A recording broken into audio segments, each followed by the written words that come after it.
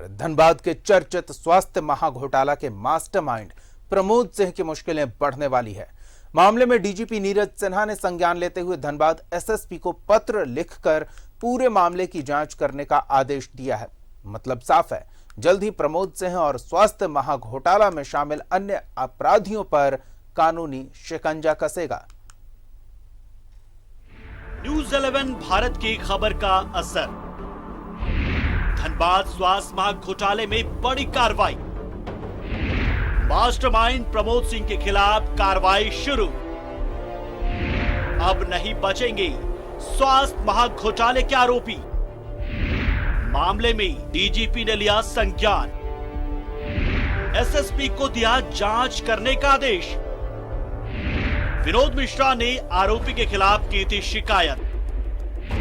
केंद्रीय गृह मंत्रालय और सीएमओ को लिखी थी चिट्ठी। न्यूज़ 11 भारत ने खोली थी घोटाले की परत दर परत। आरोपियों के खिलाफ की थी कड़ी कार्रवाई की मांग। आरोपियों की अवैध संपत्ति का किया था खुलासा।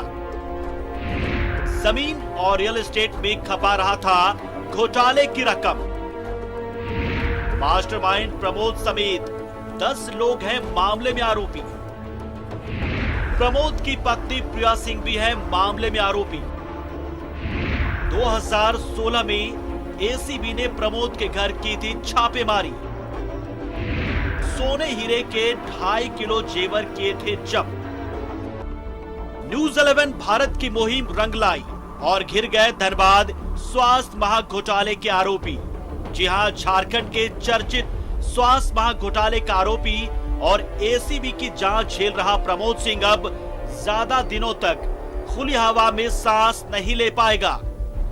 जेल की सलाखें उसका और उसके साथियों का बेसब्री से इंतजार कर रही हैं, क्योंकि अरबों के घोटाले के आरोपी प्रमोद और उसकी पत्नी समेत सभी 10 आरोपियों पर कार्रवाई शुरू हो चुकी है। झारखंड डीजीपी ने पूरे मामले पर संज्ञान लेते हुए धनबाद एसएसपी को जांच कर पूरी रिपोर्ट को सौंपने का आदेश दिया है। आदेश मिलने के साथ ही धनबाद पुलिस तेज हो गई है।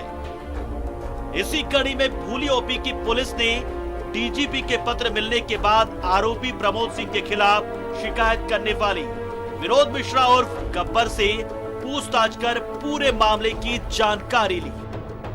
शाम में हमको भूली ओपी से फोन आया था, जिसमें उन्होंने कहा कि आपने पीएमओ को लेटर लिखा था क्या? हम बोले हमने कई जगह लेटर लिखा है, तो आप किस लिए आप लेटर लिखे थे? हम बोले कि हमको जान से खतरा है, इसलिए हम लेटर लिखे थे प्रमोद कुमार के खिलाफ। बोले ठीक है, आप सुबह में ऑफिस आ जाइए। फिर आज सुबह भी उन्होंने फ़ोन किया। मैं सुबह फ़ोन करने के बाद मैं गया था भूली ओपी, तो उन्होंने मुझसे जानकारी ली। तो और भी कई चीज़ पूछे कि क्यों हुआ, ऐसे हुआ, पूरा जानकारी ले रहे थे। मैंने शुरू से लेकर लास्ट तक उनको सारी बातें बताई। तो बोले कि आपको हम कहेंगे कि सावधान रहिएगा। वैसे आप क्यों जाते हैं सरायढेला बार बार? हम बोले कि सरायढेला एसएससी लंबाड़े का ऑफिस में वहाँ पे एजेंट हूँ। प्रमोद सिंह स्वास्थ्य महाघोटाले का मास्टरमाइंड है। धनबाद जिले के झरिया स्थित जोड़ापोखर थाना क्षेत्र के स्वास्थ्य केंद्र में मानदेय पर काम करने वाला अकाउंट प्रबंधक था। उसी दौरान प्रमोद ने स्वास्थ्य विभाग के अकाउंट से फर्जीवाड़ा और घोटाला कर अरबों रुपए की संपत्ति हासिल कर ली और करोड़ों का ट्रांजैक्शन भी किया। विनोद मिश्रा की शिकायत पर साल 2016 में एसीबी ने छापेमारी कर करोड़ों रुपए के हीरे जवाहरात बरामद किए थे। उसके बाद एसीबी ने आय से अधिक संपत्ति का मामला दर्ज किया था और इस मामले में प्रमोद अभी जमानत पर है। साल 2019 में एसीबी ने प्रमोद के साथ अन्य 9 के खिलाफ भी आय से अधिक संपत्ति का मामला दर्ज किया। इस मामले की जांच अभी चल ही रही है। अब महाघोटाले की भी पड़ताल शुरू हो चुकी है। इस दौरान प्रमोद और उसके साथी घोटाले की रकम खपाते रहे, जमीन खरीदते रहे और लाखों का ट्रांजैक्शन भी करते रहे। अब वक्त आ गया है जब प्रमोद और बाकी आरोपियों की सारी संपत्ति सीज होगी और उन्हें जेल नसीब होगी। न्यूज़ 11 भारत के लिए धनबाद से सहयोगी अभिषेक के साथ दिलीप की रिपोर्ट। हमारे सहयोगी दिलीप धनबाद से जुड़े हुए, हम सीधे उनका रुख करेंगे और उनसे जानेंगे कि आखिर न्यूज़ 11 भारत पर इस खबर के प्रमुखता से प्रसारण के बाद अब लग रहा है कि कार्रवाई की गति बढ़ेगी। कई सालों से जो प्रक्रिया एक तरह से थम सी गई थी, उसके बाद अब उस प्रक्रिया में गति आएगी और जो सरकारी खजाने से पैसा निकालने के आरोपी हैं, उन आरोपियों को उनके अंजाम तक जल्द पहुंचाया जाएगा। दिलीप, इस पूरे बदलाव के बारे में समझना चाहेंगे, हमारे दर्शक जानना चाहेंगे, आप विस्तार से बताएं। देखिए, बिल्कुल, अब जिस तरह से झारखंड के डीजीपी ने पूरे मामले को संज्ञान लिया है और धनबाद के एसएसपी को पत्र लिखकर पूरे मामले की जांच कर रिपोर्ट सौंपने का आदेश दिया है, तो जाहिर सी बात है अब पूरे पुलिस महकमा में इस केस को लेकर के अब एक नई बात सामने आएगी कि वो किस तरह से जांच करती है, किन किन बिंदुओं को एसीबी ने टच नहीं किया और उन बिंदुओं पर पुलिस की जांच कैसे आगे बढ़ेगी।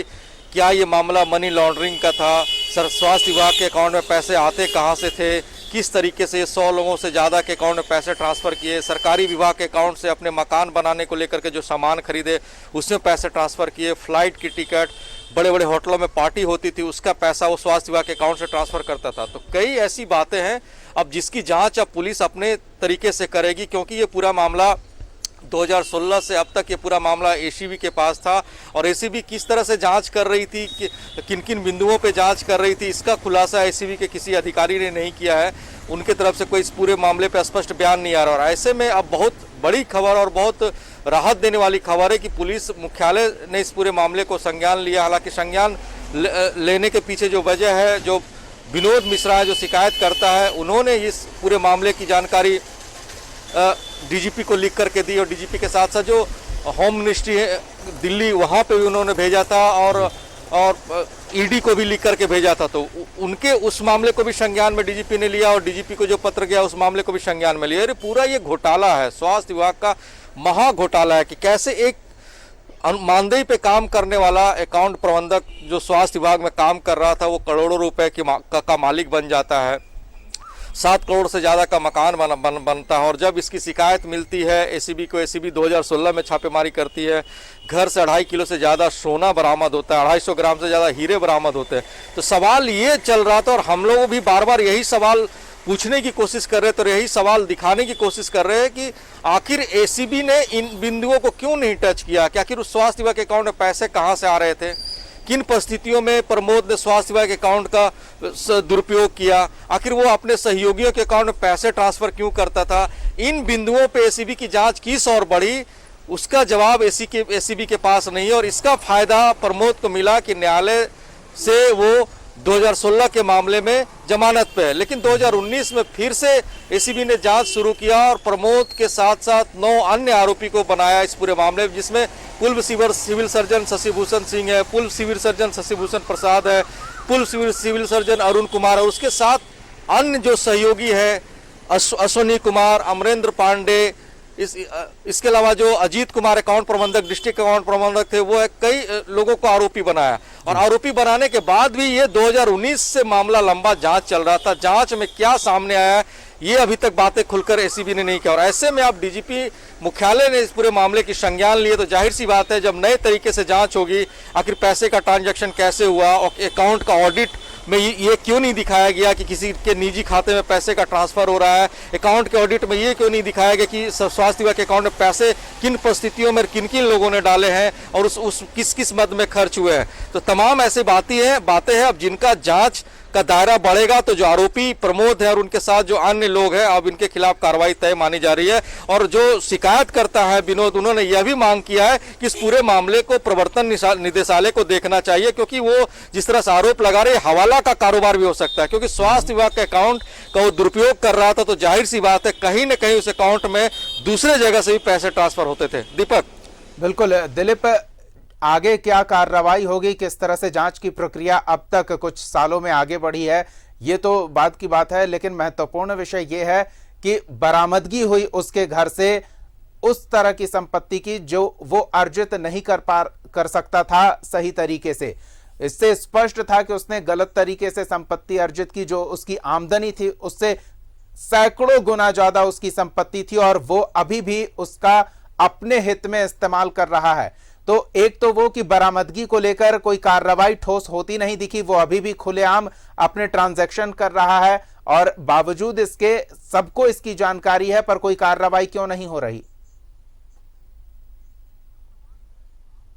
जो आम लोग भी, अब तो खबर चलने के बाद धनबाद की जनता भी पूछ रही है कि आखिर क्यों एसीबी इस मामले को लंबा खींच रहा है। जिस शख्स के खिलाफ आय से अधिक संपत्ति का मामला दर्ज है, उसके संपत्ति को अभी तक अटैच क्यों नहीं किया गया, उस बंगले को सील क्यों नहीं किया गया, उसके अकाउंट को सीज क्यों नहीं किया गया। अगर अकाउंट को सीज किया गया तो ट्रांजेक्शन कैसे कर रहा है, बड़ी बड़ी गाड़ियों में कैसे घूम रहा है। अभी कुछ दिन पहले वो एक प्लॉट की डील की है जिसका उसने 10 लाख चेक का भुगतान किया, वो अपने खाते से भुगतान किया। तो ये पैसे वो कहां से ला रहा है, किस तरह से वो सिंडिकेट चला रहा है। तो तमाम बातों को लेकर के एसीबी की चुप्पी जो है वो प्रमोद को फायदा पहुंचा रही है और उसका वो नाजायज फायदा उठाते हुए इस तरह का गोरख धंधे अभी भी जारी रखे हुए हैं। जाहिर सी बात है, जब केस हुआ था तो उसी समय सख्त धाराएं लगानी चाहिए थी उसके खिलाफ कि जब उसके पास आय के कोई साधन नहीं थे तो इतनी बड़ी रकम कैसे वो खर्च कर रहा था, लोगों के अकाउंट में पैसे कैसे ट्रांसफर कर रहा था। 2.5 किलो ज्वेलरी मिलना अपने आप में ताज्जुब का बात है और 250 ग्राम हीरे जिसकी कीमत करोड़ों रुपए है वो उसके घर से बरामद हुए और घर में जो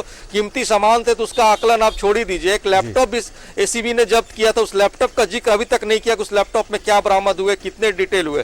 तो ऐसे में अब ये बात सामने आएगी कि अगर पुलिस अपने तरीके से जांच करती है और पूछताछ करती है, हालांकि कल जो शिकायत करता है विनोद, उनसे पुलिस ने पूछताछ की थी, पूरे मामले को जो शिकायत में लिखा था विस्तार से जानकारी ली और पुलिस की तरफ से आश्वासन मिला है कि इस पूरे मामले की निष्पक्ष जांच की जाएगी और जो आरोपी होंगे उनके खिलाफ जो रिपोर्ट बना करके मुख्यालय को सौंपेंगे। लेकिन उस जांच में कितना लंबा चलेगा, उस प्रक्रिया पूरे करने में कितनी टाइम लगेगा, ये देखने वाली बात होगी। लेकिन कह सकते हैं इन बिंदुओं पे एसीबी ने जांच को आगे किस कारण से नहीं बढ़ाया, ये बड़ा सवाल है। इस सवाल का जवाब एसीबी के पास नहीं है। दीपक।